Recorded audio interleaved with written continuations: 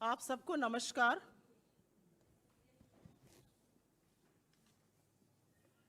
आज आप लोगों ने भी पढ़ा होगा, बड़ा खुलासा हुआ और दिल्ली पुलिस ने अपनी चार्जशीट में 6 खिलाड़ियों और 9 अन्य लोगों की गवाही और साक्ष्यों के आधार पर चार्जशीट में भाजपा सांसद और कुश्ती संघ के अध्यक्ष बृजभूषण सिंह पर यौन उत्पीड़न का, स्टॉकिंग मतलब पीछा करने का, इंटिमिडेशन मतलब धमकाने और डराने का गंभीर आरोप तो लगाया ही है, साथ ही मुकदमा चलाने और दंडित करने की आवश्यक कार्रवाई कराने का कोर्ट से आह्वान किया है।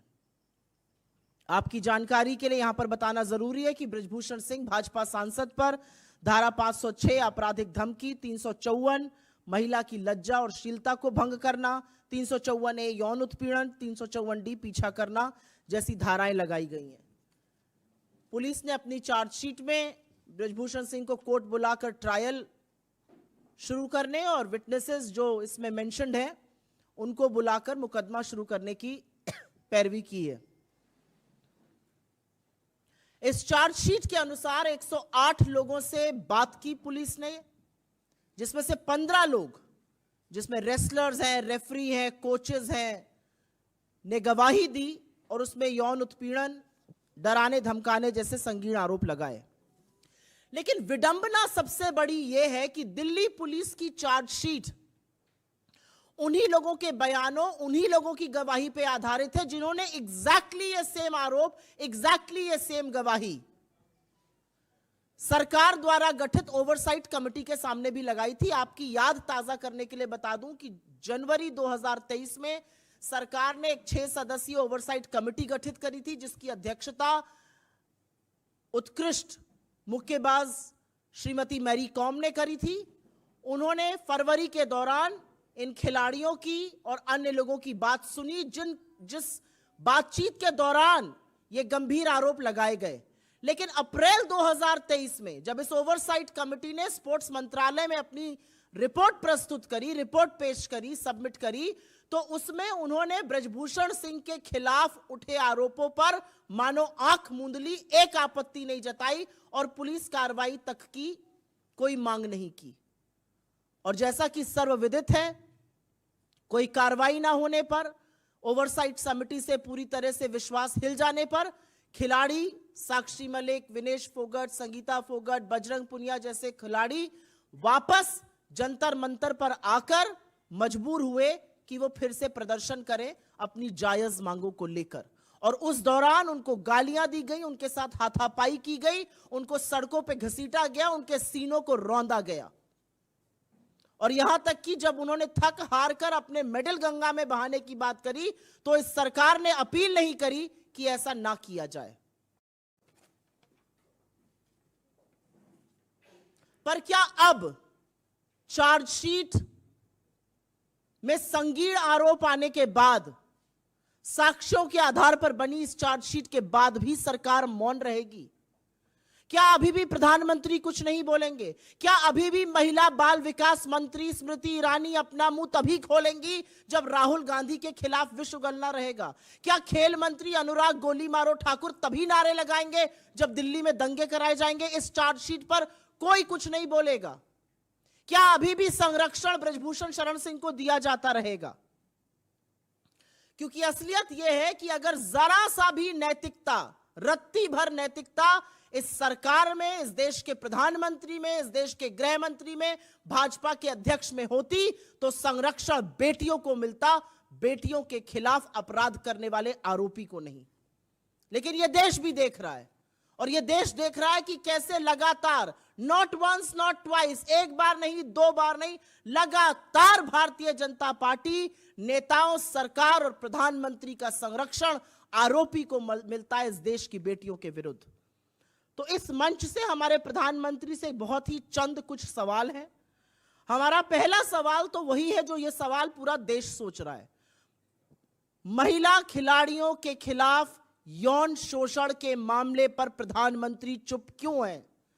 उन बेटियों के मामले पर जिनको उन्होंने अपने घर की बेटी कहा, उन खिलाड़ियों के मामले पर जिनके साथ उन्होंने फोटो खिंचवाने में मिनट भर भी देरी नहीं करी। प्रधानमंत्री इस पर मौन क्यों है? प्रधानमंत्री अपने चहेते सांसद बृजभूषण सिंह को पार्टी से कब निकाल फेंकेंगे? यह सवाल आज देश पूछ रहा है। आज देश पूछ रहा है कि भाजपा सांसद और कुश्ती संघ के जो अध्यक्ष हैं बृजभूषण सिंह, उनकी गिरफ्तारी कब होगी? क्यों इतनी छूट मिली हुई है उनको? और अंत में मोदी जी, आपकी सरकार बृजभूषण सिंह को संरक्षण देना कब बंद करेगी? बिकॉज यहां पर वस्तुतः स्थिति यह है कि यहां पर देश का विपक्ष आपसे सवाल नहीं पूछ रहा है। आपका टेस्ट, आपका परीक्षण इस समय देश की बेटियां करना चाहती हैं। क्या नैतिकता है जरा सी भी आप में, और आप क्या कीजिएगा? I will very briefly make the same statement in English. In a huge revelation that we all woke up to, and something that one has known about, the Delhi police has filed its charge sheet, and in its charge sheet, on the basis of evidence and allegations made by some of India's most decorated athletes, referees, coaches, and other vendors, they have filed serious charges of sexual misconduct, sexual harassment, molestation and stalking against BJP MP and also the Wrestling Federation Chief Brijbhushan Singh. The charge sheet invokes Section 506, criminal intimidation, Section 354, outraging modesty of a woman, Section 354, sexual harassment, 354D, stalking. The police has, of course, asked the court to summon Brijbhushan Singh for trial and has asked witnesses to be called in for questioning as well. According to this charge sheet, 108 people were investigated and questioned, 15 of whom, which includes India's most decorated athletes, referees, coaches, all corroborated the allegations that were made. It is, however, indeed very, very ironical that the charge sheet is based on exactly the same allegations that were raised before the oversight committee set up by the government. If you remember, in January 2023, the government set up a 6-member oversight committee headed by Mary Kom. In February, players, athletes, coaches, referees were summoned by this committee. They made allegations of sexual exploitation, sexual harassment against the Wrestling Federation chief, against the BJP MP. But in April 2023, when the Oversight Committee submitted its report, it may have raised questions on the functioning of the federation, but kept absolutely quiet on allegations of sexual misconduct, sexual exploitation, did not raise any red flags, and did not even recommend a police probe. And what followed, I think one knows. It was in April 2023, after the Oversight Committee had no faith in the Oversight Committee. They had no faith of an investigation. India's most decorated athletes returned to Jantar Mantar to carry on with their protest, asking for their rights, speaking against exploitation. And during this time, they were mercilessly beaten up, they were dragged, they were hurled abuses at, and when they decided to drown their medals in the river, the government did not even choose to make an appeal to them. And which is why I think the most important factors that come to question today is, will the government continue to remain quiet? Will the Women and Child Development Minister Smriti Irani only speak when she's spewing venom against Rahul Gandhi? Will she turn a blind eye to very grave charges being made in this charge sheet? Will Sports Minister Anurag Golimaro Thakur come out in the open and say a word of solidarity with the athletes? I also think the moral bankruptcy of this government, of the Prime Minister, of the Home Minister, of the BJP, its chief JP Nadda, is on test.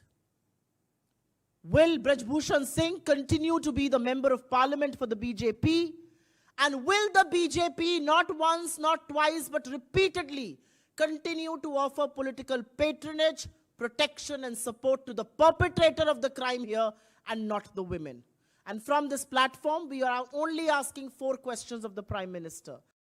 Why is Prime Minister Modi conspicuously silent on charges of sexual exploitation against one of his own members of parliament being labeled by decorated athletes who he called his own?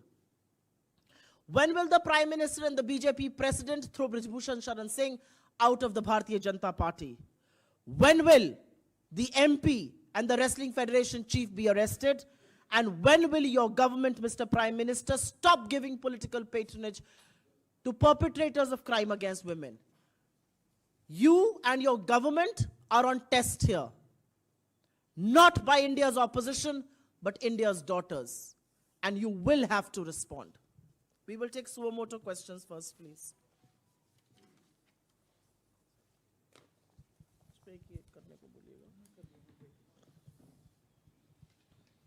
Yes.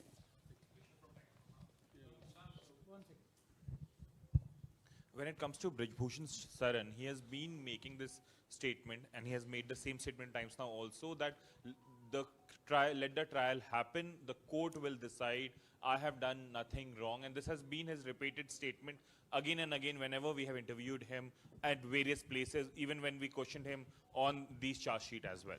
I have a very earnest request to make to my friends of media here as well. Stop giving the man who's charged with such grave allegations a platform to come voice an opinion that he does. It's the same MP, the same Wrestling Federation chief who said medals are available for 2 rupees or 10 rupees. Who said all these girls are lying. Who said they are overage. So stop giving him a platform to come exploit that platform and put a story that's completely fictitious. The Delhi police charge sheet bears semblance to the fact that India's athletes have been saying for months and have suffered in silence. That's the reality of this. Yes, there will be a trial. Yes, there is corroborating evidence. Yes, the law will take its own course. But governments in this country are run on moral compass. And this case once again proves that the moral compass in the BJP is completely lost and nobody cares about what is happening to India's daughters. I will respond. आपका सवाल का जवाब मैं हिंदी में जरूर दूंगी. ब्रिजभूषण शरण सिंह कभी एक टीवी चैनल पर, कभी दूसरे टीवी चैनल पर कूद कर अपनी बात करते हैं. उनको प्लेटफॉर्म देना बंद कर दीजिए. वो आरोपी हैं और बहुत संगीन आरोपों से घिरे हुए हैं. आरोप सेक्सुअल मिसकॉन्डक्ट के हैं, यौन उत्पीड़न के आरोप हैं, और ये आरोप इस देश की सबसे होनहार बेटियों ने लगाए हैं. ये वही ब्रिजभूषण शरण सिंह है जो कहते थे मेडल जो है वो टके के दाम बिक रहे हैं, लड़कियां खेलना नहीं चाहती हैं, लड़कियां बुढ़ी हो गई हैं. ये वही ब्रिजभूषण शरण सिंह है. इनको प्लेटफॉर्म देना बंद कीजिए. और सबसे जरूरी बात यहां पर यह है कि बिल्कुल ट्रायल होगा, मुकदमा चलेगा, मुकदमे में जो एविडेंस है वो पेश होगी, जो एथलीट्स हैं वो अपनी बात रखेंगे, सारे साक्ष्य सामने आएंगे. लेकिन एक सच ये भी है कि सरकारें नैतिकता और मर्यादा से चलती हैं. और जब भाजपा का एक सांसद इतने संगीन आरोपों से घिरा हुआ है, उसको संसद में बैठने की अनुमति नहीं होनी चाहिए. और यहां पर मर्यादा और नैतिकता का दोबारा से टेस्ट है प्रधानमंत्री मोदी का, भारतीय जनता पार्टी का और उनकी सरकार का. जी आपको क्या लगता है इतना प्रेशर रहा? खिलाड़ी भी बैठे जंतर मंतर पर, विपक्ष ने भी ये मसला लगातार उठाया, लेकिन उसके बावजूद कोई कार्रवाई आपको क्यों लगता है नहीं हुई है?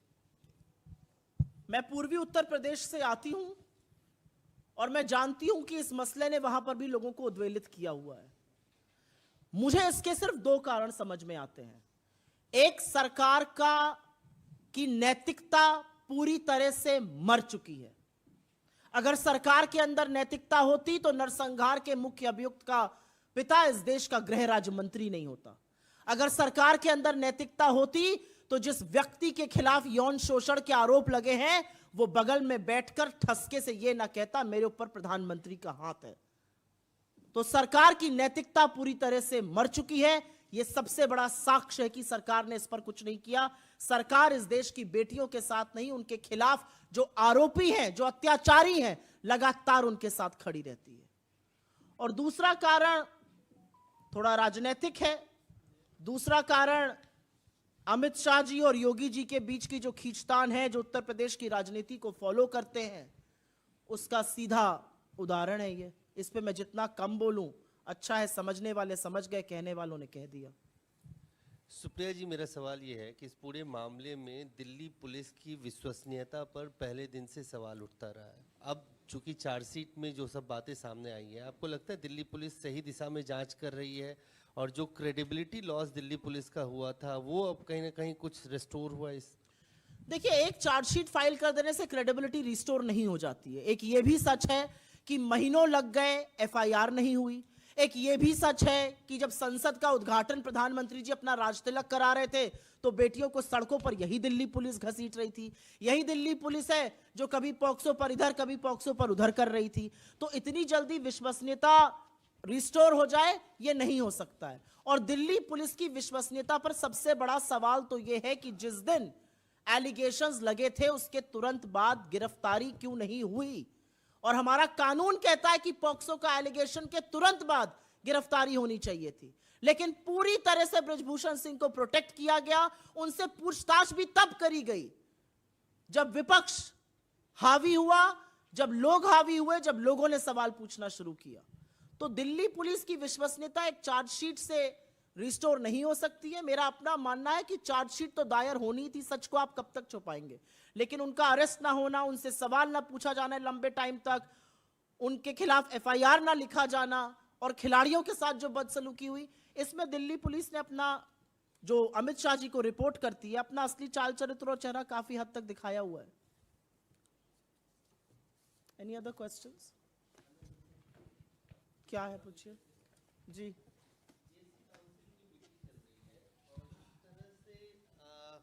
जीएसटी को पीएमएलए के दायरे में लाया गया है, उसको लेकर कांग्रेस पार्टी का क्या स्टैंड है? हम शुरू से एक बात कह रहे हैं जीएसटी को लेकर।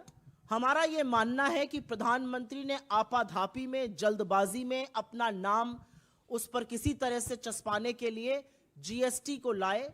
और यह सच है कि जो जीएसटी आई वो त्रुटिपूर्ण है। जो जीएसटी आई उसने लोगों का, छोटे व्यापारियों का धंधा नर्क कर दिया है। उसको गब्बर सिंह टैक्स कहना बिल्कुल अतिशयोक्ति नहीं है। जिस जीएसटी ने आटे और दही पर टैक्स लगा दिया है, उस जीएसटी का हम समर्थन कैसे कर सकते हैं। लेकिन हमारा अपना मानना है कि इस पर एक विधिवत एक रूपरेखा बनाकर कांग्रेस अपना ऑफिशियल स्टैंड लेगी। अभी के लिए हम सिर्फ इतना कहना चाहते हैं कि जीएसटी के माध्यम से और उत्पीड़न लोगों का करना, जीएसटी के माध्यम से लोगों को अपराधी घोषित कर देना, जीएसटी के माध्यम से लोगों को का शोषण करना सर्वथा गलत है। भाजपा कमेटी सुब्रमण्यम स्वामी ने कहा कि प्रधानमंत्री का अतिथि बिल्कुल जीरो है, उन्हें अतिथि बिल्कुल नहीं आती, उन्हें प्रधानमंत्री नहीं बनना चाहिए, अगला चुनाव उन्हें लड़ना भी नहीं चाहिए। चलिए, जो बात हम पहले दिन से कह रहे थे अब बाकी लोग कह रहे हैं, भाजपा वाले भी कह रहे हैं। ये तो संघ ने भी कह दिया है कि चुनाव प्रधानमंत्री के और उनके एजेंडा पर नहीं जीता जा सकता है। तो शायद जिसका आपने जिक्र किया उन्होंने इसी बात का वर्णन किया है। एनएसए का बयान आया अजीत डोभाल साहब का कि धर्म नहीं होता है किसी भी आतंकवाद का, और ये कुछ बहके हुए लोगों द्वारा किया जाता है आतंकवाद। आतंकवाद पर कांग्रेस पार्टी चलते फिरते बयान नहीं दे सकती है, क्योंकि आतंकवाद से लड़ते हुए हमने एक भारी कीमत अदा करी है। आतंकवाद के चलते हमने अपने 2 नेताओं की शहादत दी है।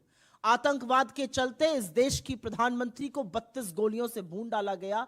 आतंकवाद के चलते इस देश के एक पूर्व प्रधानमंत्री को भारत रत्न राजीव जी के शरीर के चिथड़े उड़ा दिए, क्योंकि वो देश को एकजुट रखना चाहते थे। तो आतंकवाद पर चलते फिरते बयानबाजी करना मुझे नहीं लगता हम कर सकते हैं। आतंकवाद की जितनी भर्त्सना करी जाए वो कम होगी। हिंसा की सार्वजनिक जीवन में या किसी भी मांग को लेकर हिंसा की लेश मात्र न समर्थन किया जा सकता है, न सार्वजनिक जीवन में जगह है। ये उन्होंने किस कॉन्टेक्स्ट में कहा है मुझे नहीं पता, लेकिन आतंकवाद थामे थम नहीं रहा है। जब राजौरी और पुंछ जैसी जगहों में हमारे 10 जांबाज शहीद हो जाते हैं और एनएसए से लेकर प्रधानमंत्री मौन रहते हैं, एक शब्द श्रद्धांजलि का नहीं बोलते हैं, जबकि वो आतंकी हमले होते हैं, तो ऐसे लोगों का बल बढ़ता है। धन्यवाद। Thank you very much. इसके बाद ब्रीफिंग होगी, आपको बता देंगे।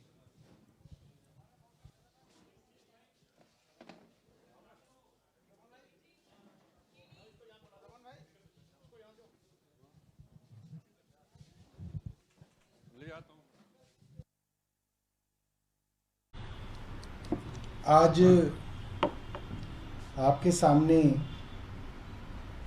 एक बहुत ही सीरियस इशू लेके हम लोग आए हैं। आज हिंदुस्तान के अंदर इस तरीके से डर और दहशत का माहौल है कि सरकार किसकी जासूसी कैसे करा रही है किसी को नहीं पता। और अभी तक तो लोगों की जासूसी हुआ करती थी। आज मैं आपके सामने सबूतों के साथ आया हूं कि भारत के एक राष्ट्रीय दल की राष्ट्रीय कार्यालय की जासूसी कराई जा रही है। और ये वहां हो रही है जहां पे केंद्र सरकार कहती है सबका साथ, सबका विकास और सबका विश्वास। इस देश में विश्वास कैसे करे केंद्र सरकार के ऊपर जब दिल्ली देश की राजधानी में, देश की राजधानी के इलेक्टेड गवर्नमेंट के, पार्टी के राष्ट्रीय मुख्यालय की जासूसी केंद्र सरकार द्वारा कराई जा रही है। हमने पहले भी बताया था कि मुख्यमंत्री आवास की जासूसी कुछ हफ्तों पहले कराई जा रही थी। कौन आता है, कब आता है, कहां जाता है। और अब हमारे राष्ट्रीय कार्यालय की जासूसी कराई जा रही है। मैं आपको सीक्वेंस वाइज दिखाऊंगा किस तरीके से जासूसी कर रहे हैं। और मैं चाहूंगा कि आप इसको राष्ट्रीय टीवी पे दिखाएं और लोग, दिल्ली के लोग, देश के लोग इन लोगों को पहचान करके बताएं किस डिपार्टमेंट के, किस खुफिया एजेंसी के ये लोग अधिकारी हैं जो आम आदमी पार्टी के कार्यालय की जासूसी में व्यस्त हैं। आप लाइट बंद करके पहला वीडियो दिखाइए। ये वीडियो करीब 1:30 बजे का है। आप देख सकते हैं वहां पे 4 आदमी बैरिकेड के पास खड़े हैं और ये इस तरह से दिखा रहे हैं कि ये चलते फिरते यहाँ पे आए हैं।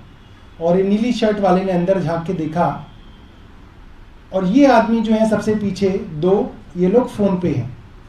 ऐसा लगेगा कि ये बस जो है चलते हुए राहगीर हैं और चल के जो है निकल गए। ये टाइम है 1:30 का। नेक्स्ट वीडियो दिखाइए। अब दूसरा कैमरे से मैं आपको दिखाऊंगा।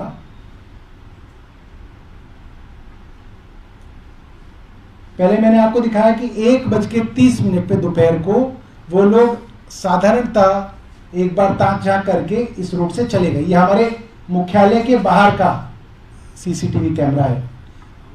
अब आप ये देखिए, ये 1:30 पे जो आए थे,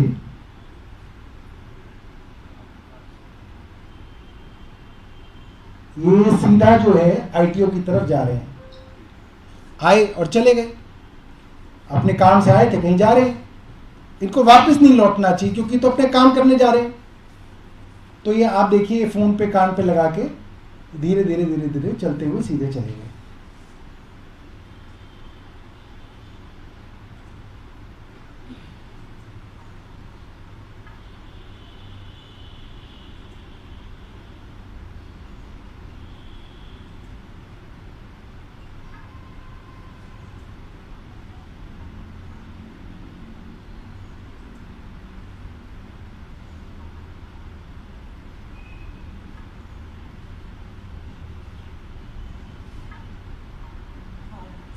अब ये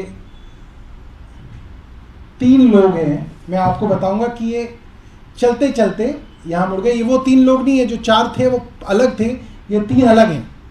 और ये पार्टी के ऑफिस के अंदर सीधे जा रहे थे, बट जाते जाते ये अंदर मुड़ गए। और वो जो 4 लोग गए थे 1:30 बजे, वो 1:35 में आप देखिए वापस आ रहे हैं। अब ये सफेद शर्ट वाले जो हैं, ये अब अंदर झांक के देखेंगे कि इनके जो 3 आदमी अंदर गए वो क्या कर रहे हैं। ये देखो, ये झांक के गए, ये आ गए। इनको अब पता चल गया कि वो लोग अंदर हैं, तो ये लोग अब सीधे चले गए। और जो चौथा आदमी जो सुबह से फोन पे बात कर रहा है, वो अभी भी फोन पे बात कर रहा है, वो यहां पे खड़ा हो गया। और अभी मैं दिखाऊंगा कि वो जो 3 आदमी अंदर गए हैं, वो इनसे मिले हुए, वो आके इस आदमी से बात करेंगे।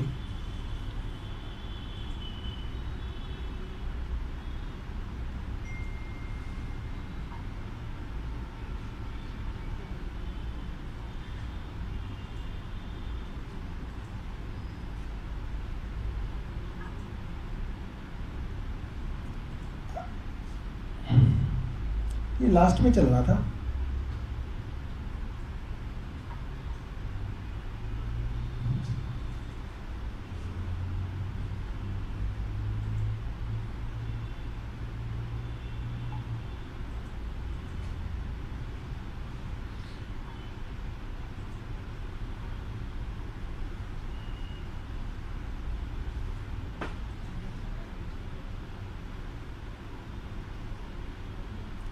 अभी वो जो 4 आदमी हैं वो जाते हुए आपको दिख रहे हैं, ठीक है, और 3 अंदर हैं अभी।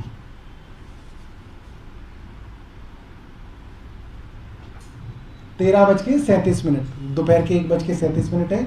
1:35 पे वो अंदर गया था, 3 लोग अंदर गए थे। अब जो फोन वाला आदमी है वो वहां पे धीरे धीरे उसने अपनी स्पीड कम कर दी है, वो फोन पे ही है अभी।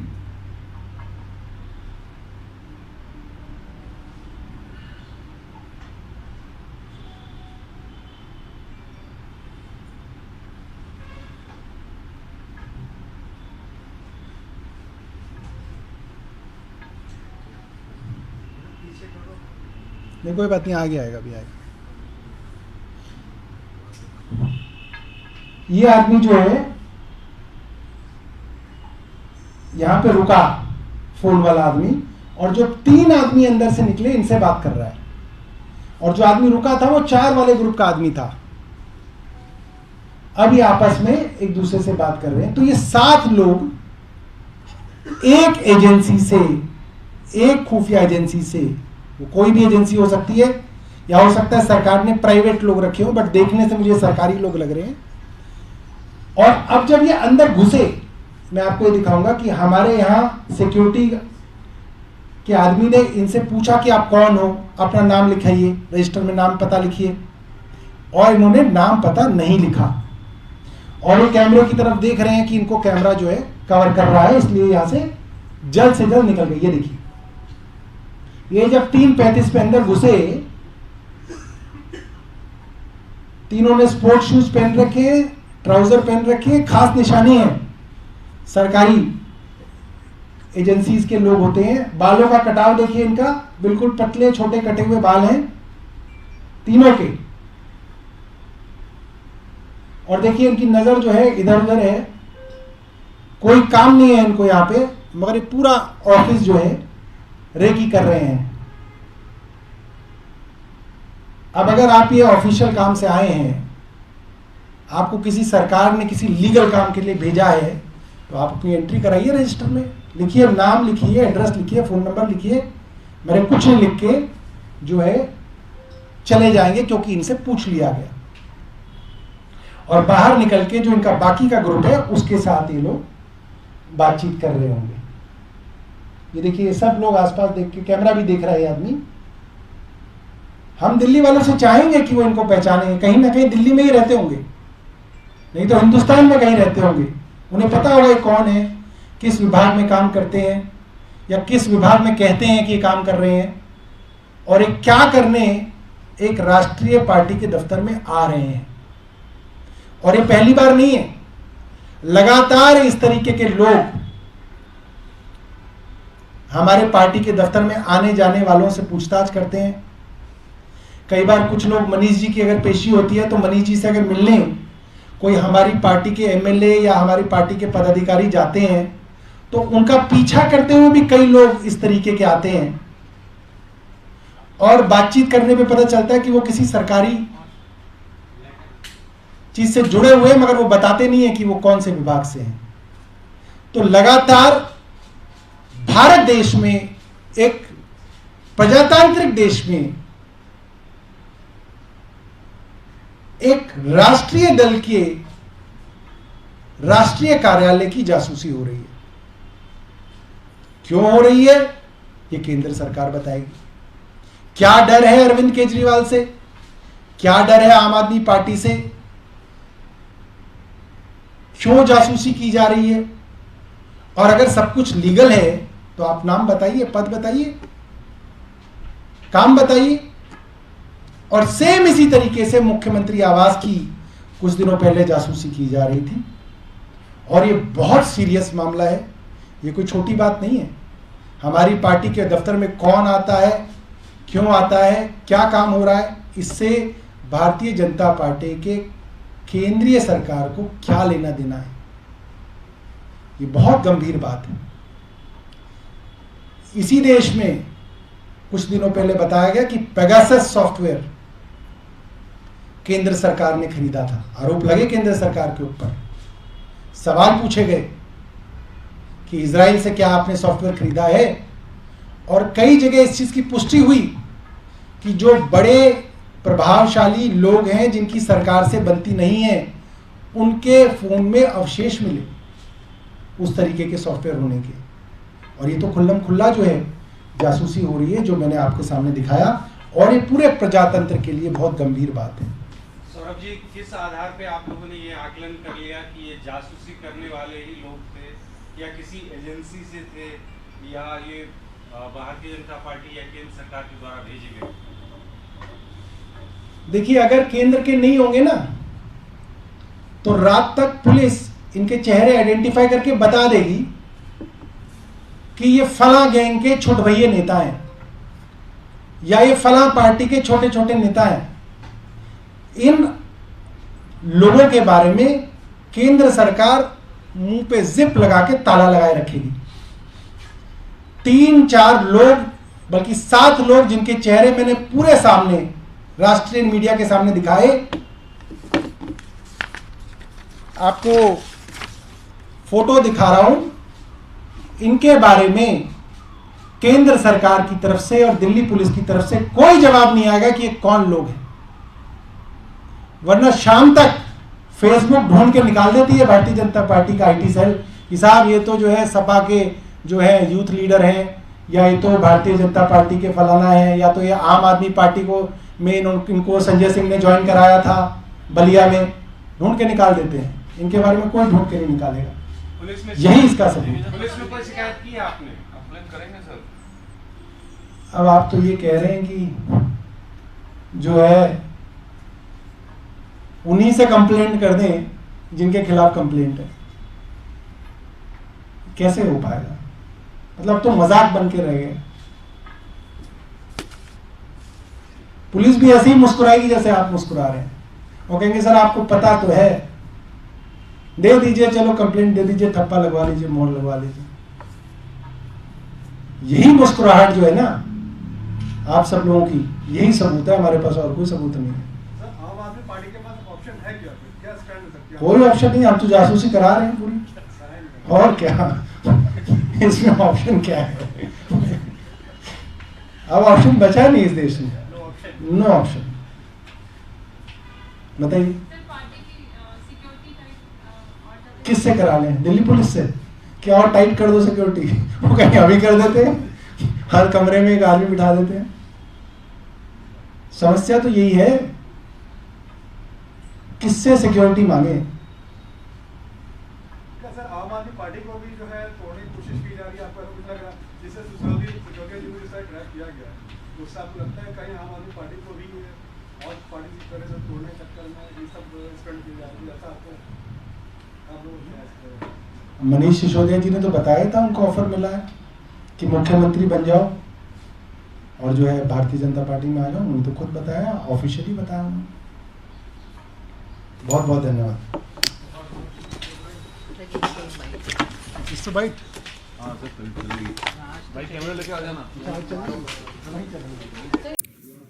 आप सभी का अभिनंदन है, सभी को नमस्कार। बंगाल में पंचायत चुनाव के नतीजों का गणना चल रहा है और स्वाभाविक रूप से जहां तक बंगाल का स्वभाव है,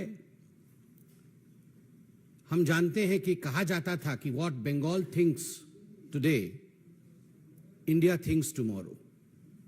जिस भूमि से कभी वंदे मातरम के शब्द उपजे थे, आज बड़े दुख के साथ कहना पड़ रहा है कि आज उसी भूमि में थैंक्स टू टीएमसी जिस प्रकार की हिंसा हो रही है वो अपने आप में अप्रत्याशित है। इससे पहले कभी इस प्रकार की हिंसा न हमने कभी देखा था, न किसी चुनाव में सुना था। चुनाव और हिंसा आज बंगाल में पर्यायवाची शब्द बने हुए हैं। और बंगाल में ये कोई पहली बार हो रहा हो ऐसा विषय भी नहीं है। इस बार के पंचायत के चुनाव जो कि अभी 8 जुलाई को संपन्न हुए, आज काउंटिंग चल रहा है। आज अखबारों में हर जगह ये खबर छपी है कि लगभग 45 लोग आज तक, जब से नॉमिनेशन आरंभ हुआ है और काउंटिंग अभी चल रहा है, लगभग 45 लोगों की हत्या की जा चुकी है। 45 people have died as of today as far as the panchayat elections of 2023 in West Bengal is concerned.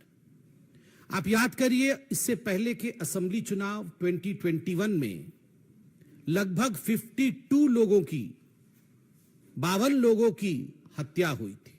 52 people had died in the assembly elections during Bengal. 2018 के पंचायत के चुनाव में 23 लोगों की हत्या हुई थी, चुनावी हत्या। और उससे पहले 2013 के बंगाल के पंचायत के चुनाव में 15 लोगों की हत्या हुई थी। 2013 में 15 लोग, 2018 में 23 लोग और 2023 जो वर्तमान का पंचायत चुनाव चल रहा है उसमें 45 लोगों की हत्या। उत्तरोत्तर दिन प्रतिदिन लोकतंत्र किस प्रकार दम तोड़ रहा है बंगाल में, यह आपके सामने पेश है, संख्यावत पेश है। बंधुगण, केवल हत्याएं नहीं, आप अगर अखबार पढ़ेंगे तो जिन शब्दों का प्रयोग सर्वाधिक किया गया है बंगाल के पंचायत के चुनावों को लेकर, वो शब्द है फायरिंग, गोलीबारी, बॉम्बिंग, बमबारी, बोगस वोटिंग, रिगिंग, मतपेटियों का जलाना, मतपेटियों को फेंकना। कोई तालाब में फेंक रहा है मतपेटियों को, तो कोई वोट रिगिंग करके किस प्रकार से जीता जा सकता है, टीएमसी उस प्रयत्न में, उस यत्न में लगी है। जिस डेमोक्रेसी में, जिस लोकतंत्र में फायरिंग, बॉम्बिंग, हत्या, रिगिंग ऐसे शब्दों का प्रयोग होता है, उस लोकतंत्र का क्या वजूद है, आप जरा सोच के देखिए।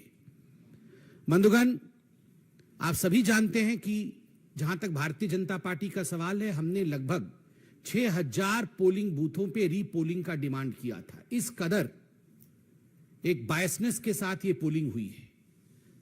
आप सबने सुना था सुप्रीम कोर्ट और हाई कोर्ट ने क्या कहा था। सुप्रीम कोर्ट ने ताकीद किया था राज्य सरकार को कि आप सही तरीके से तटस्थ होकर केंद्रीय बल के साथ, सेंट्रल फोर्सेस के साथ चुनाव कराइए।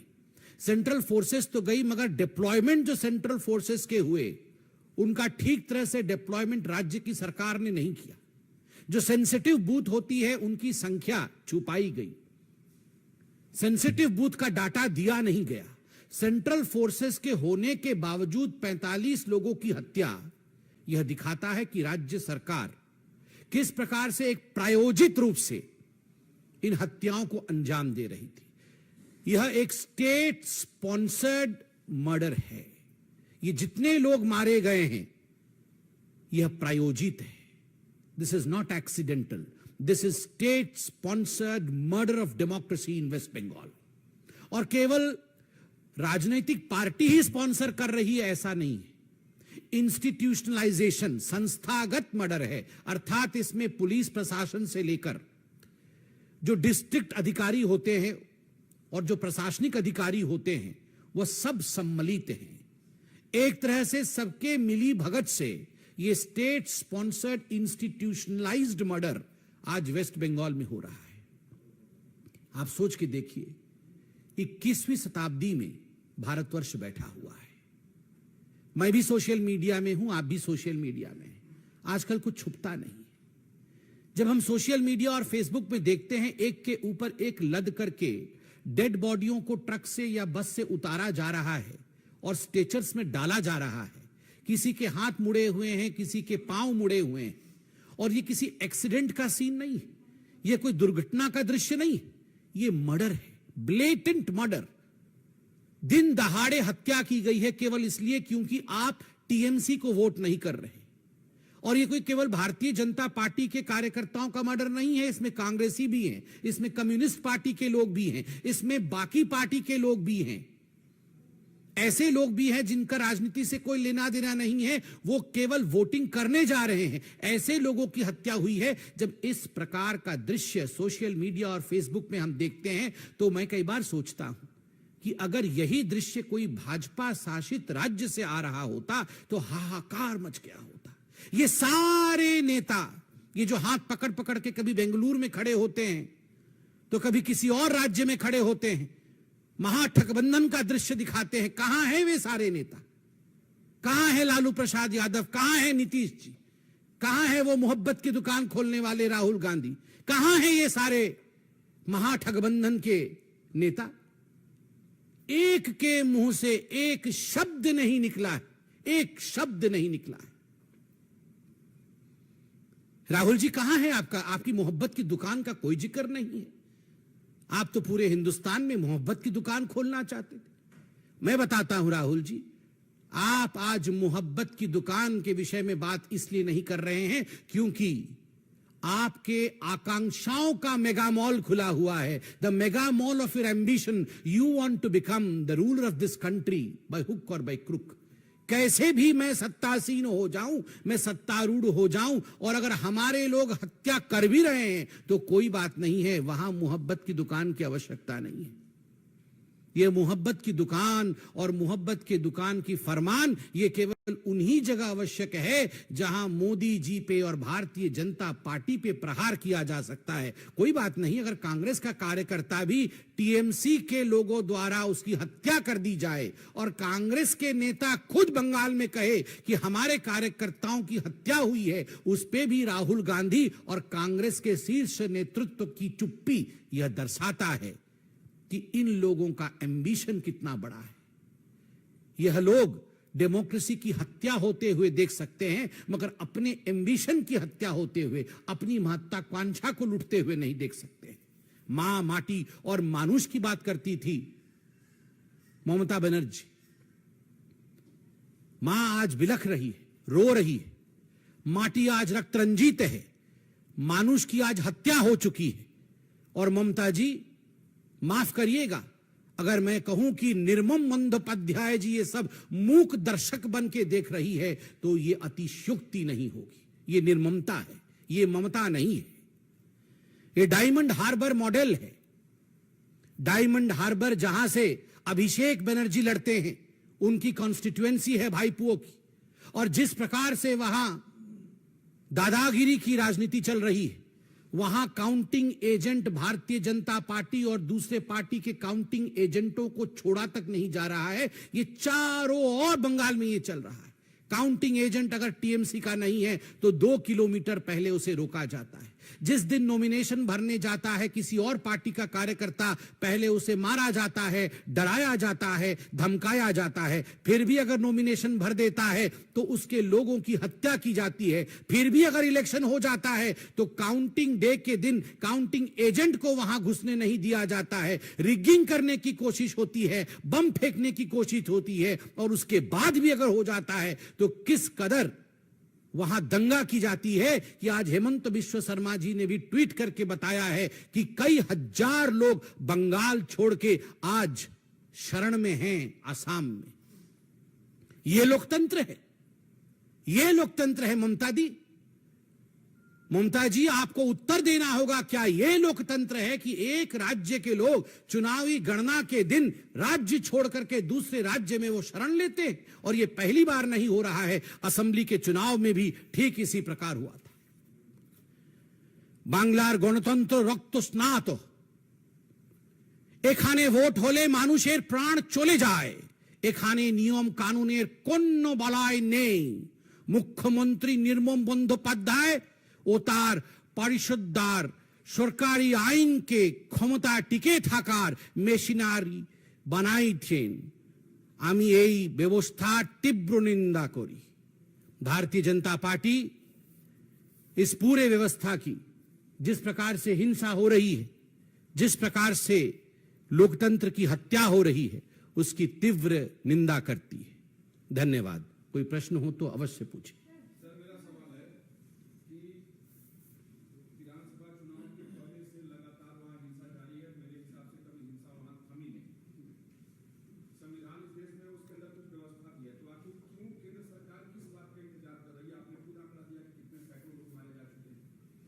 देखिए, जहां तक भारतीय जनता पार्टी का विषय है, मैं उसका विषय रखता हूं। केंद्र सरकार के विषय में सरकार के प्रवक्ता अपने विषय को अवश्य रखेंगे। भारतीय जनता पार्टी ने एक कमेटी बनाई है, 4 दलीय कमेटी है, और ये कमेटी वहां पर हिंसा को पढ़ने, उसके विषय में जानने के लिए, उसके विषय को स्थापित करने के लिए गई है। केंद्र सरकार भी, हमने देखा है न्यूज के माध्यम से, गृह मंत्रालय ने रिपोर्ट भी मांगी है। तो स्वाभाविक रूप से इन सब विषयों का आंकलन करने के बाद जो भी उचित कदम होगा सरकार व पार्टी उठाएगी। कोर्ट में भी विषय गया हुआ है, इसके विषय में भी आप जानते हैं।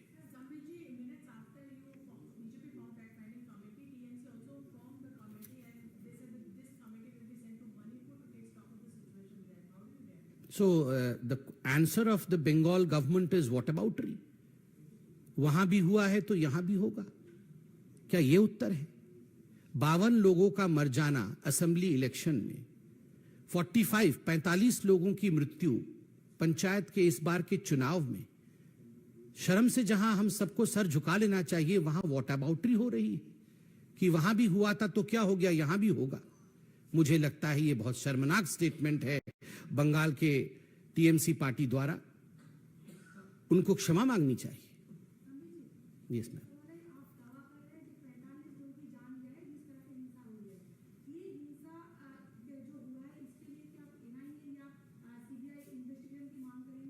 देखिए, मैं दावा नहीं कर रहा हूं कि 45 लोगों की हत्या हुई है। आज सारे अखबारों में 42+3 ये संख्या छपी है, और मैं मीडिया पे संपूर्ण विश्वास करता हूं कि जिस दिन से चुनाव घोषित हुए हैं आज तक 45 लोगों की जान गई है। मीडिया ने बहुत ही जिम्मेदारी के साथ छापा होगा, आंकड़ों के साथ छापा होगा। और जहां तक एनआईए एवं सीबीआई की जांच का विषय है, स्वाभाविक रूप से इसमें कोई दो मत नहीं है कि हमारी होम मिनिस्ट्री हो और बाकी जो पार्टियां हैं, सभी ने अपने डिमांड्स को रखा है। तथ्य के आधार पर इस विषय पर पार्टियां भी और सरकार भी आगे बढ़ेगी।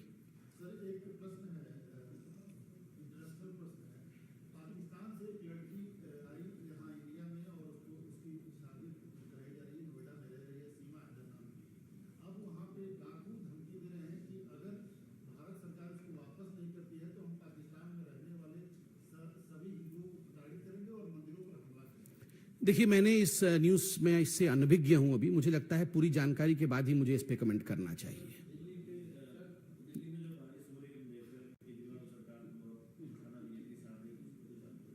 ये स्वाभाविक रूप से बारिश हो चाहे दिल्ली में कुछ भी हो, केजरीवाल सरकार और उनका एक रवैया रहता है कि दूसरों के कंधे के ऊपर जिम्मेदारी डाल देना और राजनीति करना। मुझे लगता है आज पूरे देश में जिस प्रकार से बारिश का प्रकोप है, हम टीवी के माध्यम से और बाकी माध्यमों से देख रहे हैं, संवेदनशील विषय है। लोगों के घर बह जाने, लोगों का जान चला जाना, ये राजनीति का विषय कदाचित नहीं है। सभी सरकारें, चाहे किसी भी पार्टी की हो, एकजुट होकर इस पर काम करना चाहिए। जिस प्रकार की ओछी राजनीति मैं देख रहा हूं, ट्विटर के माध्यम से भी कुछ लोग दोषारोपण करने का काम दिल्ली में बैठ के कर रहे हैं। मुझे लगता है कि जब चुनाव लड़ते हैं और कहते हैं कि जिम्मेदारी मेरी है, जब एडवर्टाइजमेंट पे करोड़ों खर्च करते हैं, तो जिम्मेदारी लेने पर भी तनिक सी जमीर खर्च करनी चाहिए। थोड़ा सा करोड़ों खर्च जब एडवर्टाइजमेंट में है, तो थोड़ा सा खर्च जमीर पे भी होना चाहिए।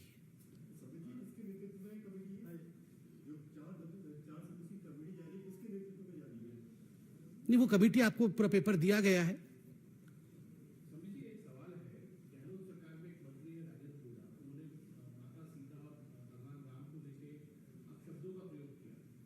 देखिए, बड़ा दुखद विषय है जिस प्रकार के शब्दों का प्रयोग राजेंद्र जी, जो कि मंत्री हैं गहलोत जी की सरकार में राजस्थान में, उन्होंने मां सीता के लिए और भगवान राम के लिए किया है, ये अपने आप में बहुत चिंताजनक विषय है।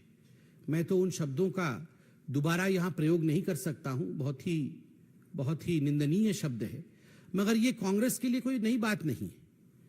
जिस पार्टी की अध्यक्षा, पूर्व अध्यक्षा आदरणीय सोनिया जी का मानना है कि भगवान राम का अस्तित्व ही नहीं है, भगवान राम काल्पनिक है, और इस पे उन्होंने सुप्रीम कोर्ट में एफिडेविट दिया, तो स्वाभाविक रूप से मां सीता के विषय में इस प्रकार की अभद्र टिप्पणी करना, तो वो उनके स्वभाव में, उन्होंने अपने स्वभावगत आचरण किया है, जो कि निंदनीय है।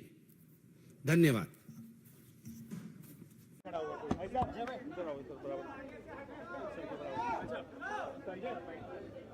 थोड़ा चला गया।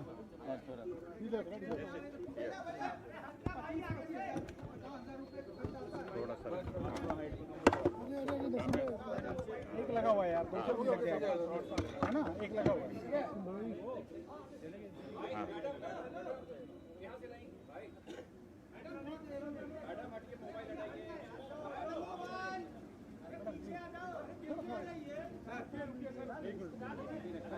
लगा हुआ है, गिर जाएगा भैया, तो आपका नीचे रखने दें, छोड़ो, एक आपका लगा हुआ है, रख ले तो।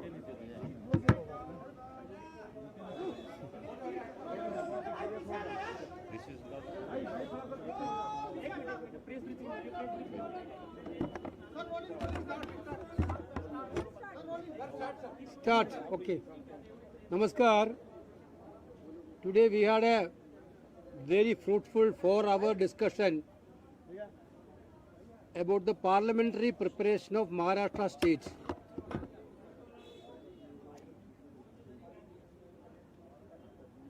We have done 5 assembly election going state preparations review. Today onwards we have started the parliamentary elections preparation. We started with Maharashtra. 4 hours we had discussed issues pertaining to Maharashtra matters. Honorable Congress President Mallikarjuna Kharge ji, on his introductory remarks, very strongly appealed to the leaders of Maharashtra that every Maharashtra leader should stand unitedly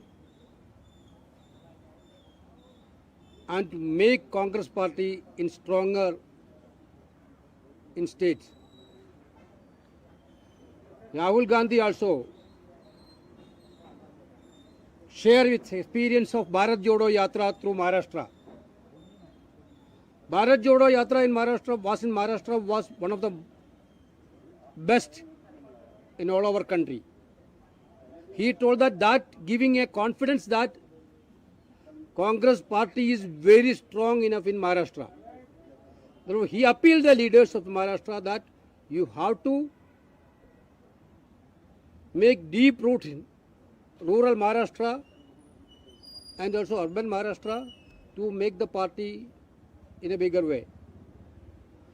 After that, we decided 2-3 things. Number one, all senior leaders should take responsibility of the parliamentary constituencies. Therefore, we are giving senior leaders to have a responsibility on each and every parliamentary constituency of Maharashtra. Number two, in September month, we will do a massive Padayatra under the leadership of one big leader in each district of Maharashtra. Number 3, after that, November, December में एक बस यात्रा भी plan कर दिया पूरा नेतागण के लिए, एक कंबाइन बस यात्रा प्लान कर दिया महाराष्ट्र के लिए. आज का डिस्कशन महाराष्ट्र के लिए बनी. तो Maharashtra we are going to have a massive election preparation process. Election Rahul ji has given a direction and Congress president also given a direction. कल से कैंपेन शुरू करने के लिए मूड में आना चाहिए. This is what we decided on Maharashtra. We are very confident that entire leaders, those who participate, all the leaders participate in the discussion, all are very much confident that the way in which BJP is trying to demolish democracy in Maharashtra will have a big negative impact on BJP. This is what the general impression. Therefore, Maharashtra we are going to sweep. We are going to fight with the Maharashtra Vikas Aghadi alliance. We will fight together. Certainly, this BJP's politics of dividing the political party through ED, using ED and money, is have a bigger price for them in the coming election. Therefore, people are ready to defeat BJP. Therefore, Congress party is now starting our parliament election campaign. Sir, you talked about that we'll discuss later. We are going to discuss with our alliance partners. Then we will take a call. sir, ED, you talked about ED, sir. Supreme Court Congress अब सबसे बड़ी opposition party है, ऐसे में क्या आप लोग LOP का पोस्ट चाहते हैं कि आप लोग कांग्रेस का नेता विपक्ष बने महाराष्ट्र असेंबली में? असेंबली के समय हम डिसीजन करेंगे। कांग्रेस चाहती है लेकिन सर हाँ, we will take a decision. Don't supreme court ने सर ईडी डायरेक्टर के एक्सटेंशन को अवैध करार दिया है। एक्सटेंशन पूरा illegal. This is what supreme court is telling, which Congress party is telling the day one onwards. Therefore, Congress party's stand is already vindicated today. That entire extension, the motive to extend the term of the ED director is illegal means. That is actually clear slap on the government face. This is what I want to take. Okay.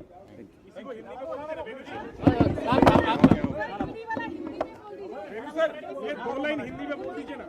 आपका fees आ जाओ, चलिए सब कर रहे हैं मैं TikTok नहीं मेरे को भागना है, मेरे को पेशेंट, मेरा फ्लाइट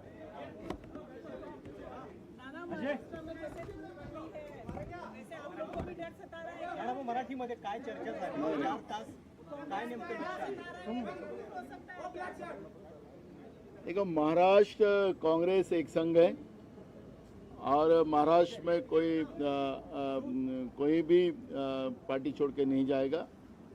और आने वाले कल में जब भी चुनाव महाराष्ट्र में आएंगे तो महाराष्ट्र में सबसे बड़ी पार्टी कांग्रेस बनकर ही आएंगी, क्योंकि कांग्रेस की जड़ें महाराष्ट्र में बड़े पैमाने में हैं और आज उसको लोगों ने एक्सेप्ट कर लिया है और उसके रिजल्ट आप देखोगे। राणा पटोले जी, आप राहुल गांधी से पहले मिलते रहे और बाहर निकल के आप हमेशा ये कहते रहे कांग्रेस पार्टी को अपने दम पर अकेले चुनाव लड़ना चाहिए, अगर खड़ा होना है महाराष्ट्र में तो जो लोकसभा चुनाव होगा उसमें आप गठबंधन की बात करेंगे या आपकी तैयारी अकेले लड़ने की भी है?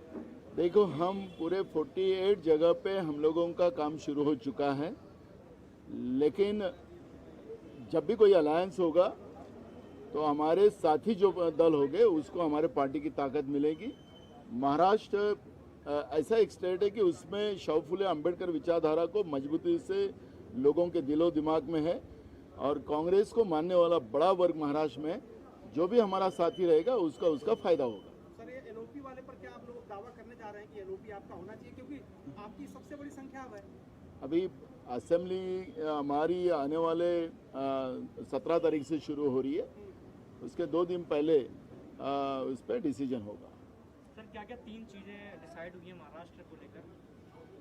महाराष्ट्र में अभी जिला लेवल पे, ब्लॉक लेवल पे पूरे संगठन को मजबूती से काम किया जाएगा और जैसे ही अब बारिश का सीजन खत्म हो जाएगा तो बड़ी एक बस यात्रा निकाली जाएगी जिसमें नरेंद्र मोदी जी की सरकार का और महाराष्ट्र की जो 3 तिगाड़ा जो सरकार बनी है उसमें कैसे ईडी और खोखे का वापर हुआ है, कैसे दहशत और डर पैदा कर महाराष्ट्र की जो विचारधारा को खरीदने का काम नरेंद्र मोदी की सरकार ने किया है, ये जनता में जाके हम बताएंगे।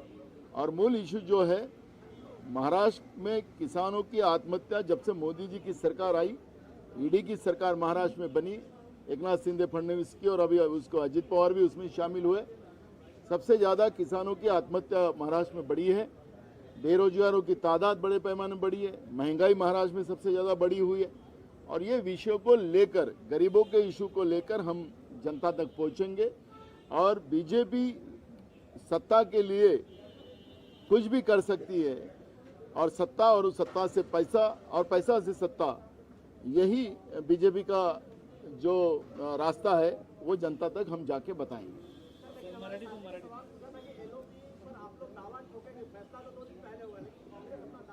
नहीं, एक प्रोसेस है ये ऑलरेडी। जब विधानसभा हो या पार्लियामेंट हो या विधान परिषद हो, अपोजिशन में जिसकी तादाद, जो अपोजिशन में जो लोग हैं उसकी तादाद जिनके पास ज़्यादा होगी उसका स्पीकर को अपोजिशन लीडर बनाना पड़ता है। तो इसमें दावे का बात नहीं होता, ये प्रोसेस की बात है। बस आणि पदयात्रा जी काढली जाणार त्याच्यामध्ये राहुल गांधी, नहीं, हिंदी हो गया, मराठी हाँ मराठी। बस आणि पदयात्रा जी काढली जाणार आहे त्याच्यामध्ये राहुल गांधी सहभागी होणार आहेत का? बस आणि पदयात्रा जी काढली जाणार त्याच्यामध्ये राहुल गांधी सहभागी होणार आहेत का? महाराष्ट्रामध्ये मोठ्याच रॅली आम्ही करणार आहोत.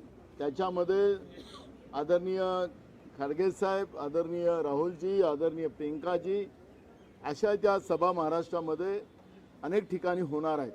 त्यामुळे महाराष्ट्राच्या 6 विभाग जे आहेत, मुंबई, विदर्भ, मराठवाडा, उत्तर महाराष्ट्र, पश्चिम महाराष्ट्र, कोकण, या सगळ्या भागामध्ये या सभा मोठ्या पद्धतीनं घेतल्या जातील आणि निश्चितपणे त्या सभेचा फायदा, कारण मी आपल्याला माहितीसाठी सांगतो की महाराष्ट्रामध्ये जेव्हा भारत जोडो यात्रा आली, ज्याचा उल्लेख स्वतः वेणुगोपालजींनी आता केला, मगाशी राहुलजींनी केला, खरगेजींनी केला, की देशामधली सगळ्यात मोठी आणि लोकांच्या ज्या पद्धतीनं गॅदरिंग महाराष्ट्रामध्ये झाली ती देशातल्या कुठल्याही राज्यात झाली नाही.